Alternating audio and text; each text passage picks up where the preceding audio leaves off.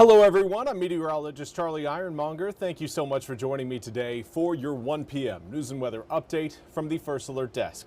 Now we've got news out of Onslow County where a man is behind bars facing human trafficking charges. 20-year-old Caleb Maschke was arrested in Onslow County yesterday.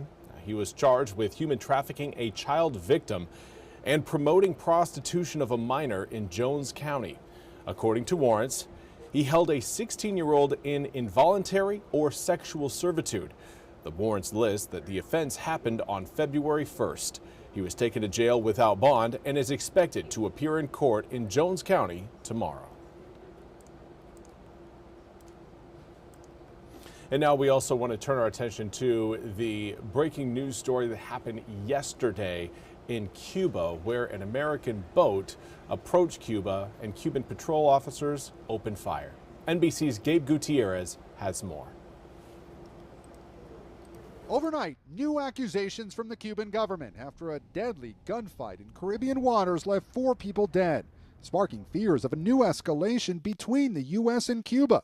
Secretary of State Marco Rubio skeptical of Cuba's version of events. It is highly unusual to see shootouts in open sea like that. But we're going to find out. We're not going to base our conclusions on what they've told us. The Cuban Interior Ministry says 4 people were killed and 6 injured after Cuba's Border Patrol intercepted a speedboat that was registered in Florida. In a new statement overnight, the Cuban government says the boat's passengers were Cuban residents of the United States and accuses the passengers of intending to carry out an infiltration for terrorist purposes. Adding assault rifles, Molotov cocktails, and other weapons were seized. We obviously want to have access to these people if they are American citizens or U.S. residents. But I'm not going to speculate now because right now still a lot of the information that's out there is information that's been provided by the Cubans. The shootout happened off the island's northwest coast Wednesday morning. According to Cuban officials, their border patrol approached the boat and attempted to ask the passengers for ID, but they opened fire and Cuban officers shot back. Con matrícula de la Florida. Cuban television says one of the country's border patrol commanders was injured and that Cuba will protect its territorial waters. That region of the world was just like a powder cake, right? Could blow up at any time. Tensions with the communist country just 90 miles off the Florida coast already high as President Trump has ramped up pressure in recent weeks. Cuba is right now a failed nation. Fuel shortages have devastated Cuba's economy, with the U.S. blocking virtually all oil shipments to the island following the American capture of Venezuela's authoritarian leader, Nicolas Maduro. And again, that was Gabe Gutierrez reporting. We now turn to your weather forecast. Rain showers rolling across the state right now have us again damp and wet, but it comes at a good time because we are in need of the drops. Going to have your drought monitor for you coming up here in just a few moments. But first, want to give you a look at what is actually happening across the Carolinas and even extending northward through Virginia, over the Chesapeake Bay area, extending even kind of all the way towards Philadelphia. We've got some moisture coming down. Now the heaviest stuff right now sitting further back towards the west in our state. Here you can kind of see those rain showers getting stronger and heavier between Charlotte and Greensboro.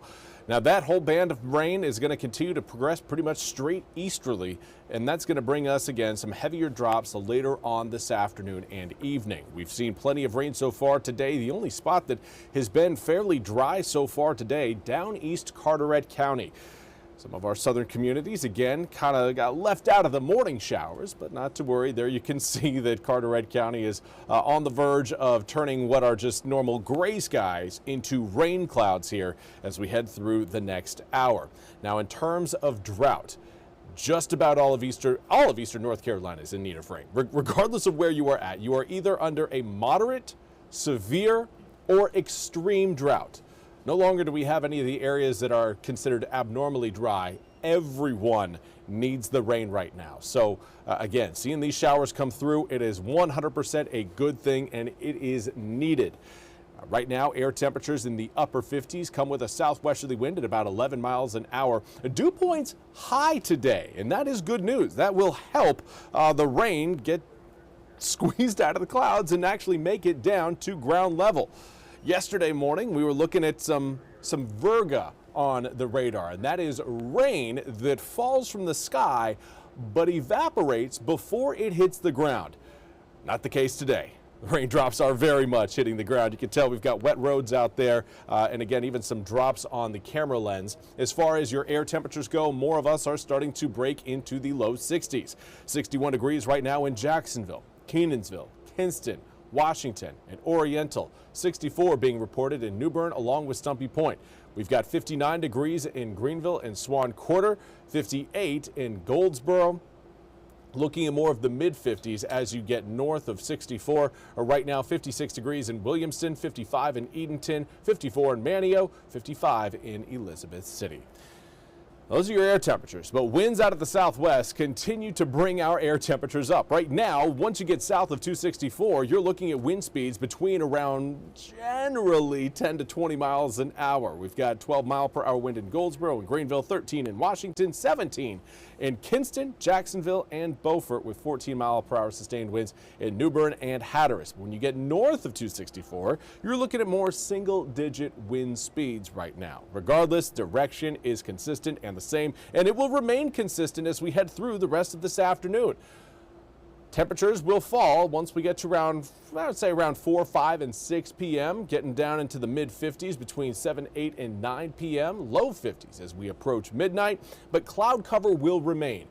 Rain showers along the coast will be present as we wake up early tomorrow morning because this whole frontal system, it's not going to completely exit. We'll lose one low pressure system only to be followed up by another, which keeps that general boundary of cold air versus warm air stretched over eastern North Carolina and stretched over South Carolina, Georgia, and Alabama as well. So we're not the only ones that are going to be seeing, again, more perpetual rain as we head through today and tomorrow, but it is coming with an exit, and that exit comes this weekend. May wake up to maybe a few coastal showers on Saturday. Right now, this model run is pushing a lot of those drops out into the Atlantic by the time many of us wake up. Saturday afternoon, Saturday evening, we'll start to see some clearing. And that clearing will carry us into what will be a very sunny and beautiful Sunday with air temperatures in the low 70s. It'll feel pretty nice compared to the mid-50s we're going to be sitting through coming up for tomorrow. We aren't going to stick around in the 70s for too long. 71 degrees on Sunday turns to 48 on Monday. Now through next week, we will warm back up, going from 48 degrees to start the week to 60 degrees by the time we reach the middle of the week on Wednesday. And then we're back into the low 70s under mostly sunny skies for Thursday as well as Friday. Another important thing to note, while we do have rain chances Monday, Tuesday, and Wednesday, the more important factor is the lack of 32 or below 32 degree overnight lows over the next 8 days. We continue to get closer and closer to growing season. I don't think we're there yet. I have a feeling there's probably going to be a few gardeners out there on Sunday willing to roll the dice with some bulbs and see if they can get lucky and we can avoid a freeze from here to the beginning of spring. I may end up doing that myself. You know what? It's Sunday, 71 degrees and sunny. It's going to be hard to keep me out of the garden. But that's all we have time for today's 1 p.m. news and weather update from the First Alert Desk. I want to thank you all so much for joining me. We'll be back with more news and weather coming up at the top of the hour. Until then, have a fantastic rest of your Thursday.